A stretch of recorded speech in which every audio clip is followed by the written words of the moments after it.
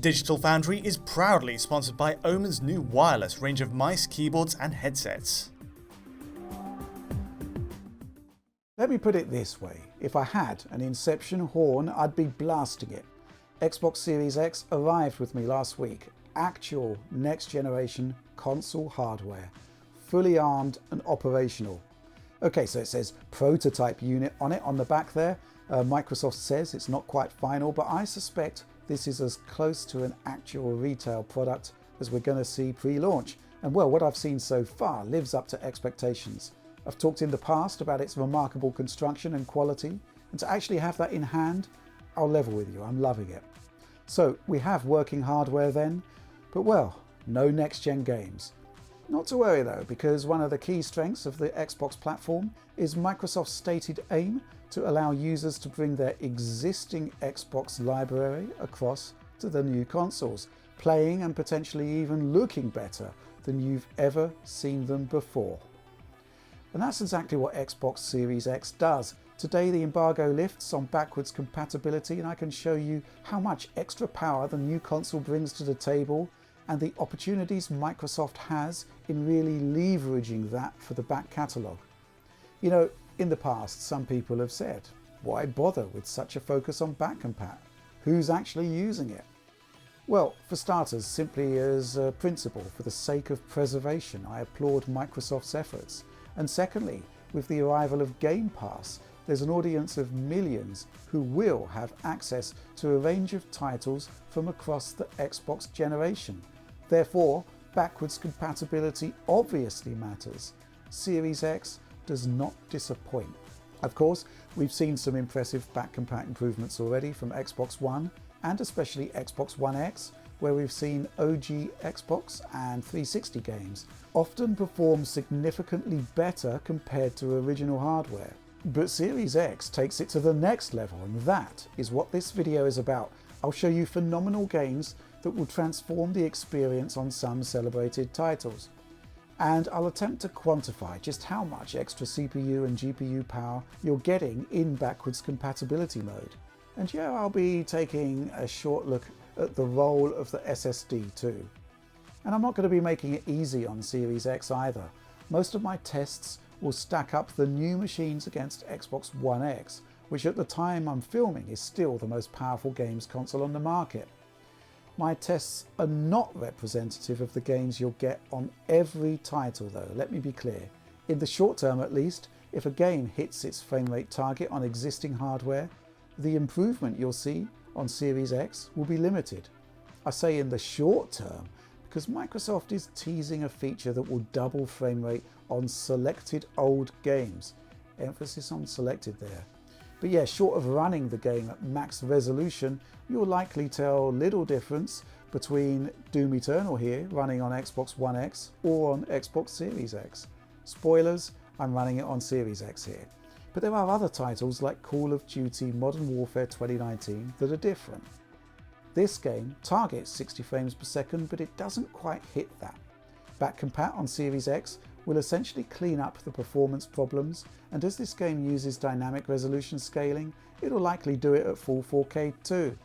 As you can see here, those isolated areas where Modern Warfare isn't quite doing it, well, Series X is doing it with ease. There's a ton of overhead beyond that, as you shall discover. And what I did find throughout my testing is that, yes, you are getting the full 12 teraflops of Series X GPU compute thrown at backwards compatibility. I do think the GPU is possibly running in a compatibility mode though, perhaps not utilising the full architectural improvements that the new RDNA architecture offers, but more on that in a bit. I'm going to start by returning to an old and celebrated Digital Foundry favourite, Rise of the Tomb Raider. On the face of it, not a particularly interesting test for Series X's power. In native 4K mode, we have a 30 frames per second cap, meaning that like Modern Warfare 2019, essentially the extra horsepower is mostly underutilized. Occasional dips below 30 FPS on Xbox One X are gone, but yeah, this is hardly revelatory stuff. More interesting though is what happens when you run the 1080p performance mode.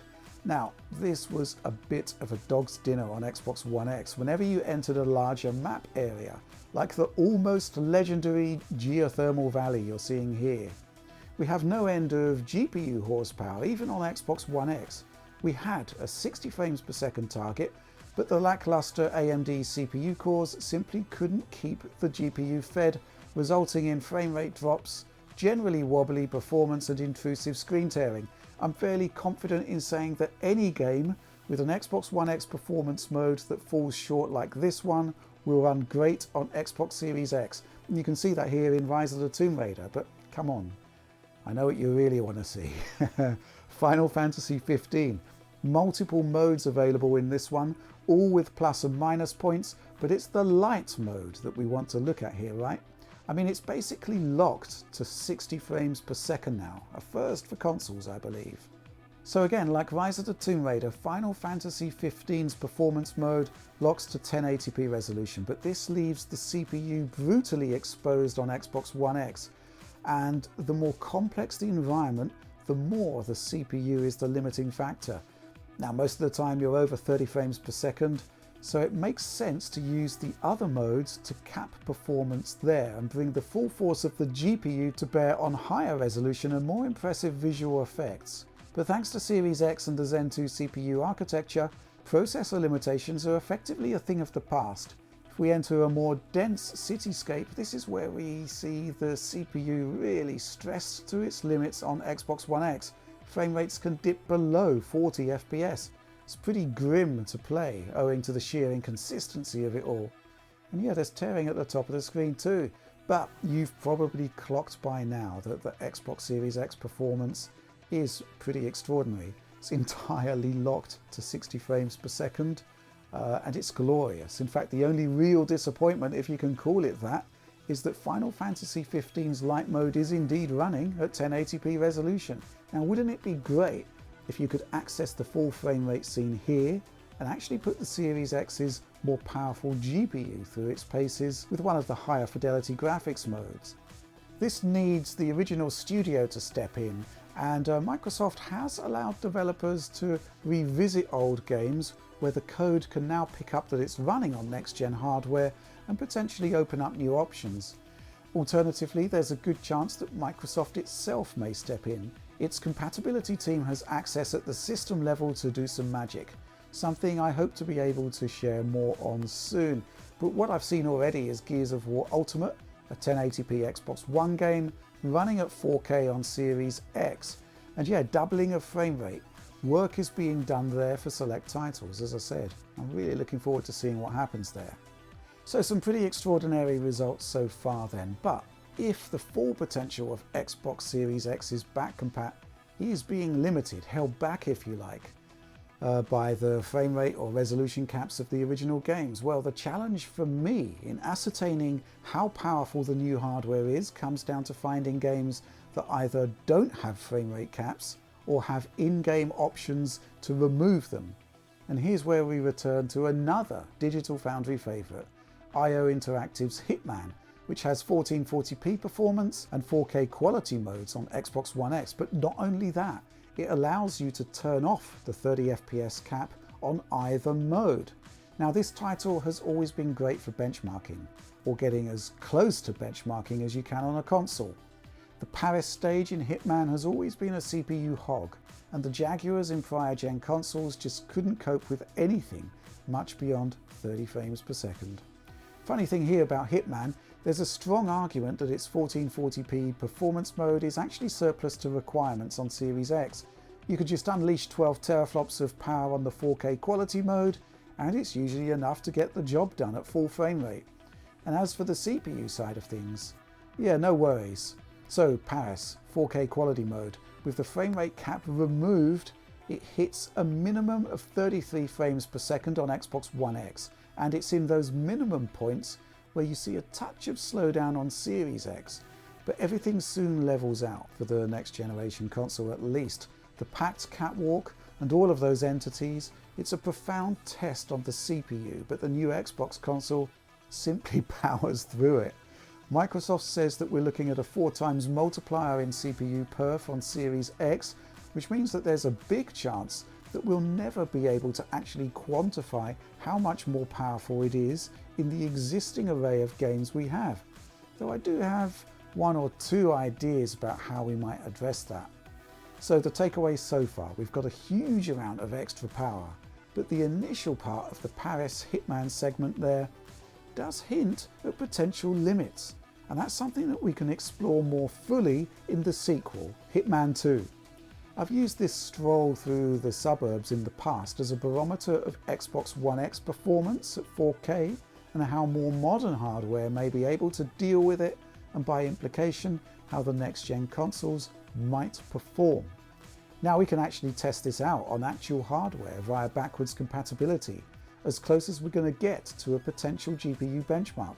Depending on scenarios, we're actually looking at anything from around 75% to 100% more performance on Series X.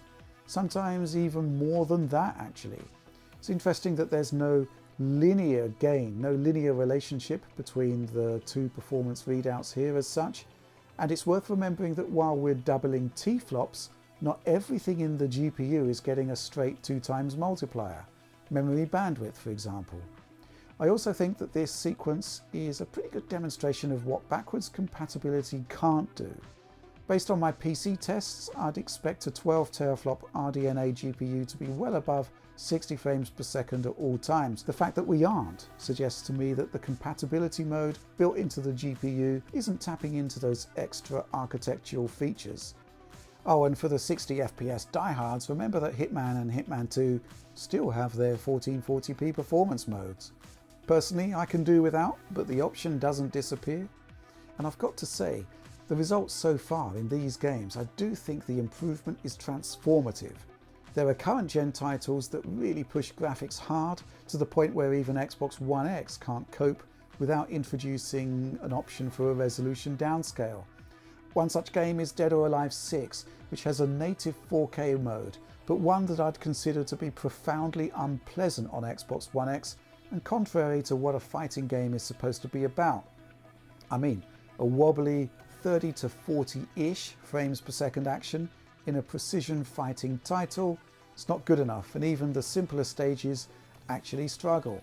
Well, that's actually good news for us then, as Dead or Alive 6 transforms, becoming a rather wonderful test case for flexing the Xbox Series X's GPU power.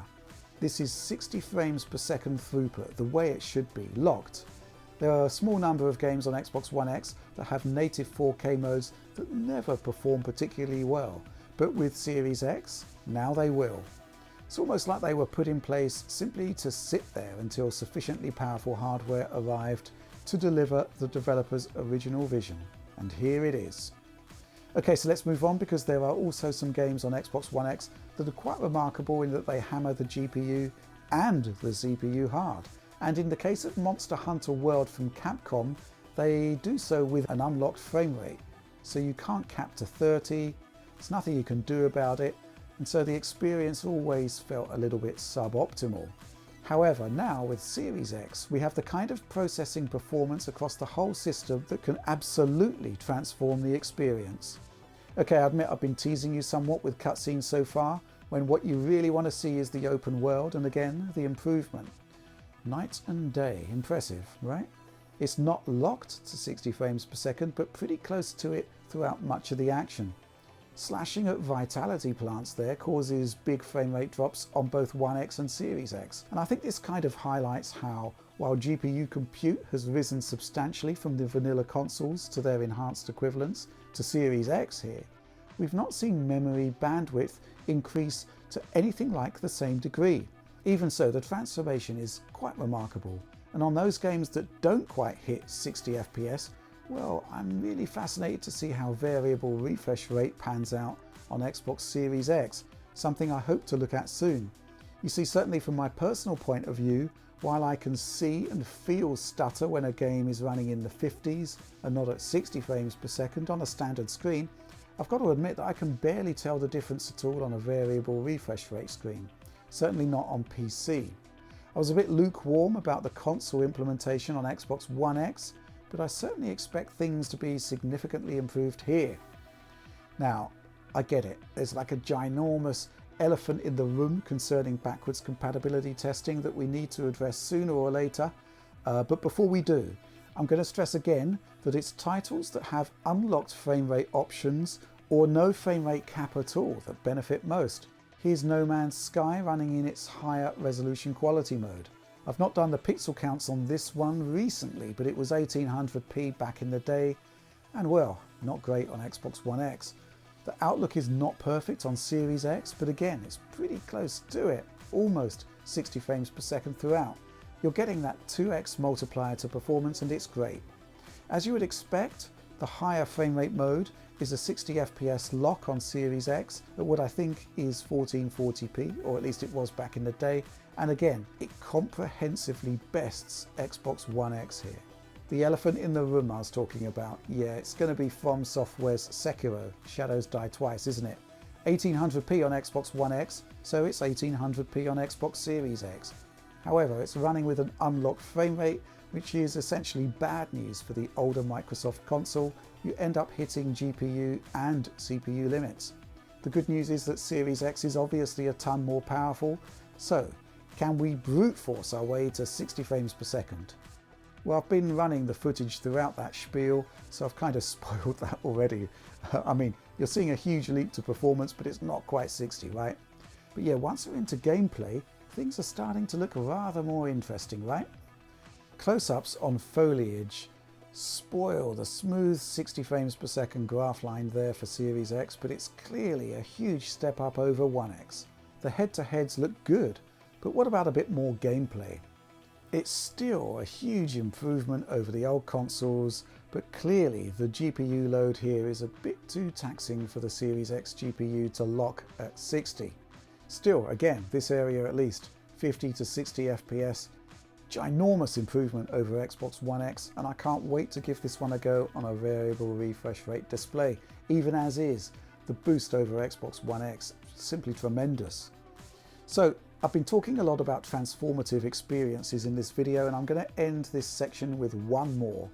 So up until now, I've been looking at Xbox One X titles as the basis for getting a grip on just how much raw power is available to users in backwards compatibility titles. But remember that Xbox One, Xbox 360 and even OG Xbox games are supported too. In the case of 360 and OG, unfortunately not many are available in the preview program I'm participating in right now. But there's one example that really excited me. Grand Theft Auto 4 running under Xbox 360 virtualization on Xbox Series X. So we've talked a lot in the past about how great Microsoft's technology is here and how the compatibility team are able to outperform original 360 hardware on Xbox One and Xbox One X, producing an improved experience by and large. But GTA 4 is a game where I don't think Xbox One X works particularly well. This is a title with an unlocked frame rate, but it operates in a kind of 20 to 40 FPS range on Xbox 360.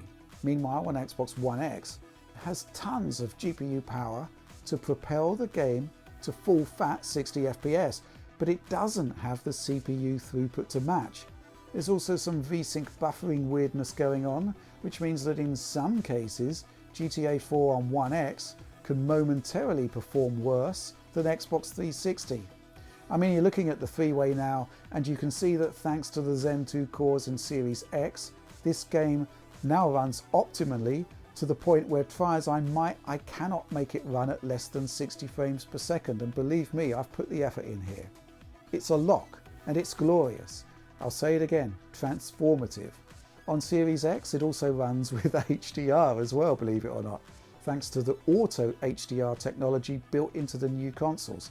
Most, but not all titles will utilize it. Microsoft disables it where they feel that AI algorithms don't produce a pleasing result.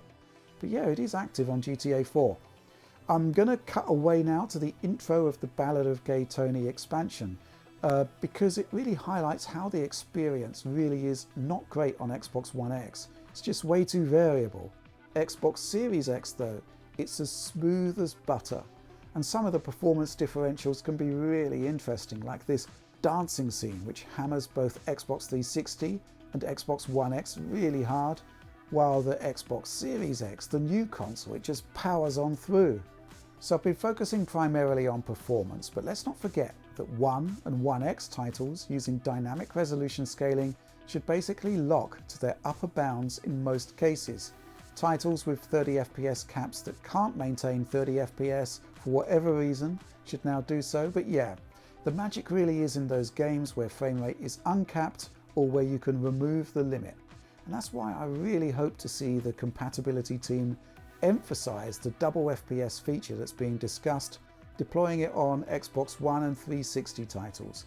Going back to Rise of the Tomb Raider, still looks incredible. It's certainly nice to see 4K 30 and 1080p 60 modes actually run to their designed limits, but my guess is that Xbox Series X could deliver 4K 60 easily enough. One more thing, the power of the SSD is tremendous. Yes, there will be loading time improvements, but it's quick resume that I'm really enjoying. Now I'm all in on the so-called instant loading that's been described for the next-gen consoles, but does that mean an end to introductory logos and cinematics and whatnot? I'm not sure, but I'm willing to bet it doesn't.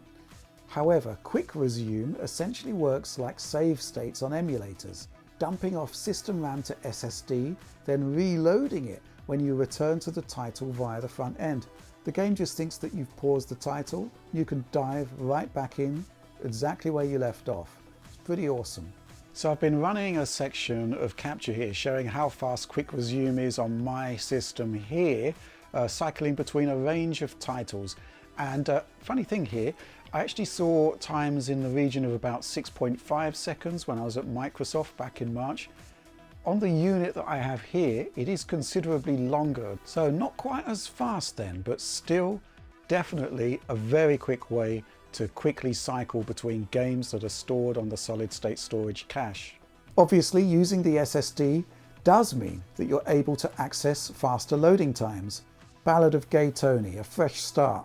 1 minute, 5 seconds on Xbox 360. 55 seconds on Xbox One X isn't that much better. Xbox Series X does it in just 22 seconds. And remember, this is just the speed benefit of running from an NVMe SSD and the extra decompression power of the CPUs, but it's not using the low-level velocity architecture in the way that Quick Resume is. Another interesting example, just loading up a saved game in Final Fantasy 15. This took my Xbox One X an eye-watering 63 seconds to get the job done, which is not great. Xbox Series X carries out the same job in just under 12 seconds. Now, is this a fluke, some kind of caching thing, or something else favouring the SSD? I'm leaving one level here and loading in another, and the process takes around 57 seconds on Xbox One X, and the same process is achieved in just over 14 on Xbox Series X. So yes, the SSD, believe the hype. Of course, the one caveat here is that in these tests I'm running the back-compat titles from the internal SSD, when it may make more sense to save that storage for your actual next-gen games, and those titles, they can only run from that SSD. There are no other options, unless you buy that plug-in external drive produced by Microsoft in partnership with Seagate. So I'm intrigued to see if a standard SATA SSD will be a good halfway house between a mechanical drive and the internal NVMe SSD, something I'm looking forward to testing on another day.